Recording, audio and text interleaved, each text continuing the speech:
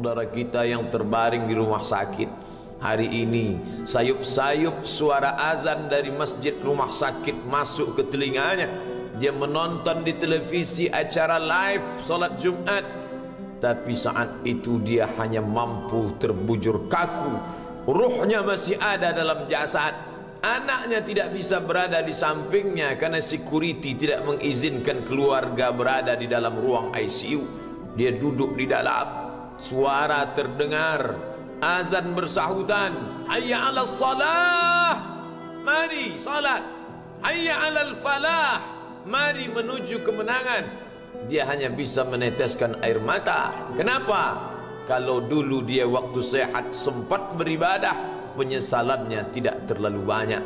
Tapi kalau di saat sehat walafiat tak sempat untuk menempelkan kening ke lantai, tak sempat melangkahkan kaki ke rumah Allah, tak sempat mendengarkan khutbah, maka tak ada duka di atas duka. Air mata yang meleleh tak dapat mengembalikan masa lalu. Lan tarji'al ayyamul lati madat, yang lalu tak dapat diulang kembali. Air mata darah menangis. Yang sakit tak akan sembuh, yang mati tak akan hidup. Penyesalan selalu datang di akhir perbuatan. Belum pernah orang menyesal sebelum perbuatan berlalu. Selalu penyesalan di akhir. Di saat itu penyesalan tak lagi bermakna. Apa kata mereka ketika melihat azab Allah?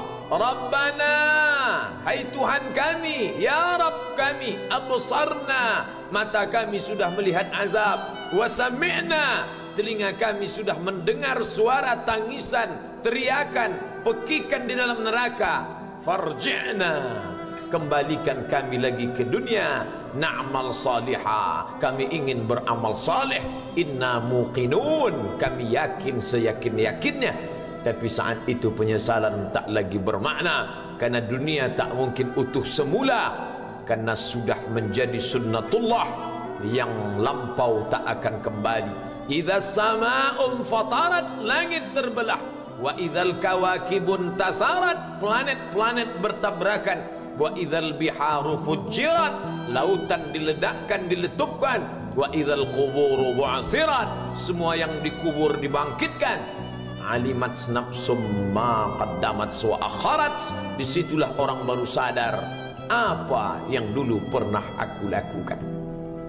Wa qadimna ila ma amilu min amalin, semua amal mereka kami tunjukkan, kami datangkan. Ini amalmu, ini infakmu, ini wakafmu, ini sedekahmu, ini salawatmu, ini bacaan Qur'anmu, ini zikirmu. Tersenyum mata melihat amal. Faman ya'mal mithqala dzarratin khairan yarah.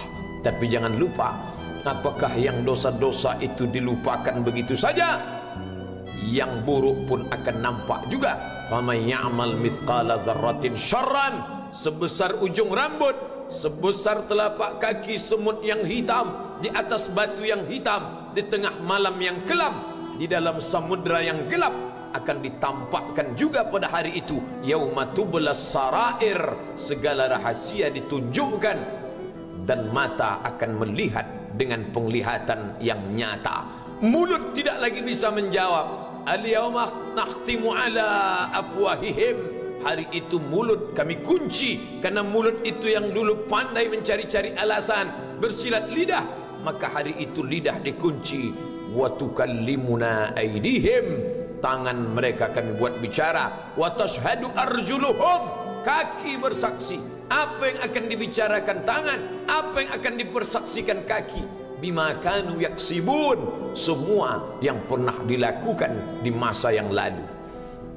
Berapa atasanmu sanggup memberi gaji sehingga begitu enteng kau tinggalkan solatmu? Apa yang dijanjikan istrimu sehingga begitu enteng kau berikan yang haram, hanya rayuan sesaat, padahal dia pun akan meninggalkanmu sebelum masa tua tiba? Apa yang dijanjikan anak-anakmu? Ayah, kami akan menjagamu di hari tuamu nanti, maka berikan kami yang kami inginkan, belikan kami rumah yang besar, belikan kami kendaraan yang mewah, nanti setelah hari tua kami akan menjagamu, kata mereka. Tapi setelah kita tua, dosa-dosa begitu banyak terkumpul, mereka pun meninggalkan kita di panti jompo yang penuh dengan kesunyian, hening, sepi. Suara cucu tak terdengar menangis karena mereka pun malu mengakui kita sebagai orang tua. Suapkanlah yang haram ke mulut mereka, berikanlah yang batil ke dalam perut mereka. Itu hanya akan menjadi azab di dunia sebelum hari kiamat tiba. Ish ma syi'ta, hiduplah sesuka hatimu. Ish ma syi'ta, apa yang mau kau makan, makanlah. Apa yang akan kau bekerjakan, kerjakanlah. Fa innaka mayyit, tapi ingat, kau akan menjadi mayat, kau akan mati. Semua akan diminta pertanggungjawaban di hadapan Allah Subhanahu wa ta'ala. Hari ini orang boleh tertawa, hari ini orang boleh merasa dunia dia yang punya, tapi sampai masanya yang hijau akan berubah menguning, yang kuning akan mati, yang mati akan menjadi debu, yang debu ditiup angin hampa tak bermakna. Lalu apa yang akan dibawa menghadap Allah Subhanahu wa ta'ala? Amal saleh.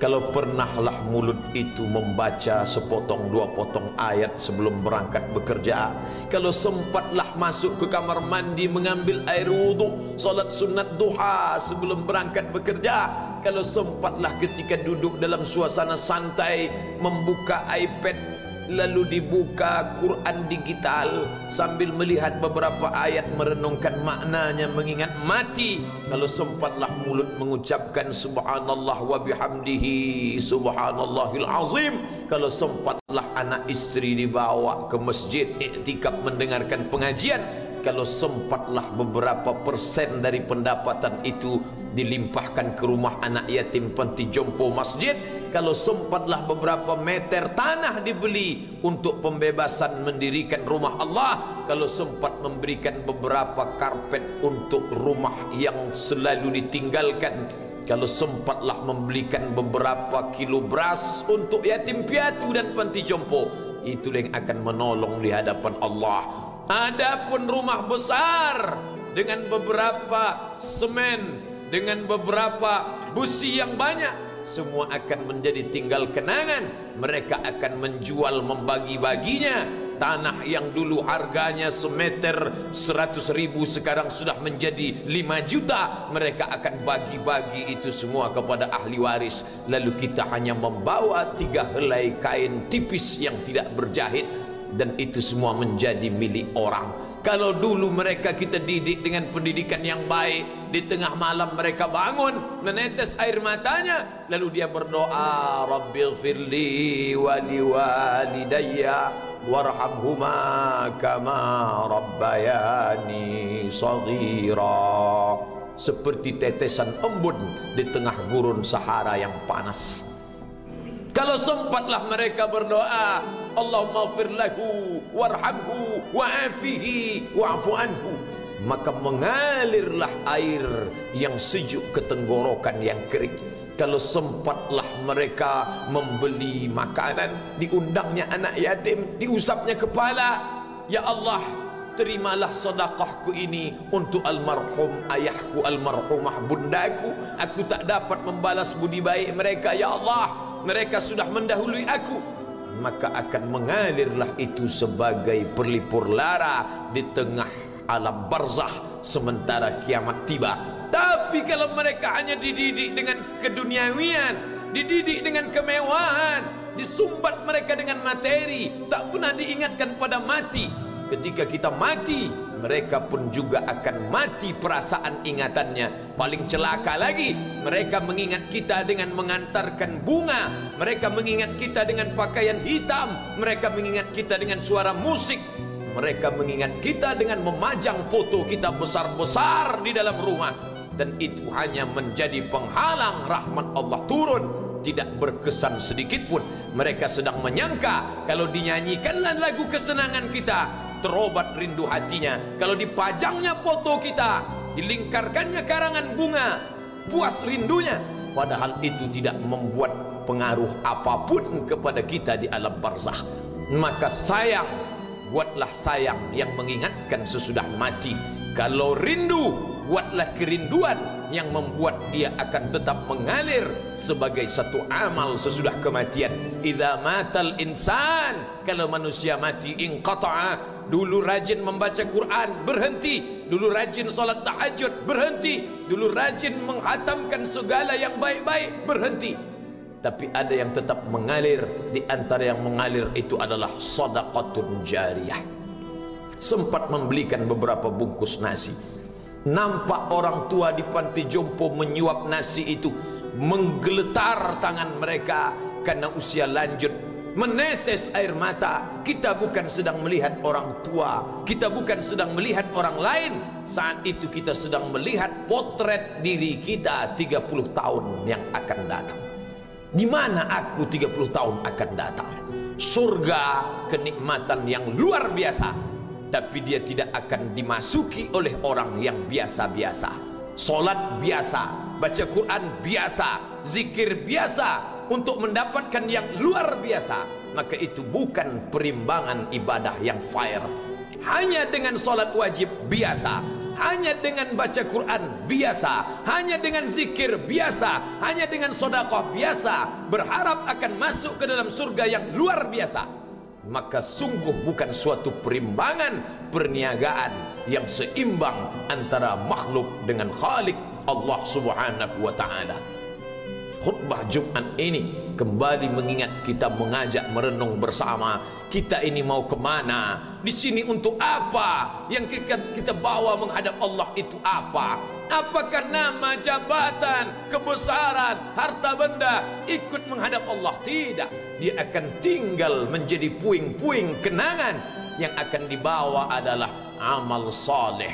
Makanya kita selalu berdoa selesai wudu, Allahumma ja'alni minat tawabin waj'alni minal mutatahhirin, ditutup dengan waj'alni min ibadikas salihin, karena orang yang saleh lah yang selamat dari kerugian, yang lain rugi. Innal insan, semua manusia lafi khusrin, rugi. Yang kaya rugi, yang punya kuasa rugi, yang ganteng rugi, yang punya anak rugi, yang punya istri rugi. Tapi ada yang beruntung, illallazina amanu, kecuali yang beriman, wa amilus salihati, dan beramal saleh. Itulah orang yang beruntung, karena dia akan hidup dalam kehidupan yang kekal abadi, membawa iman dan amal salehnya. Kalau sampai hari ini masih bersemayam di dalam diri kita, mari kita jaga. Dan kita berharap kepada Allah husnuzan, Allah menutup usia kita ini dengan husnul khatimah. Ketika itulah malaikat datang memanggil, menyambut, ya ayyatuhan nafsul mutmainnah, wahai jiwa yang tenang, irji'i ila rabbiki, kembalilah engkau kepada Tuhan Rabbmu, radiyatan mardiyah, engkau ridha kepada Allah, Allah pun ridha menerima engkau sebagai hambanya. Fadkhuli fi ibadi, masuklah engkau ke dalam golongan hambaku. Wadkhuli jannati, masuklah engkau ke dalam surgaku. Saat itu ruh keluar dari badan seperti tetesan air di hujung daun yang lembut menetes.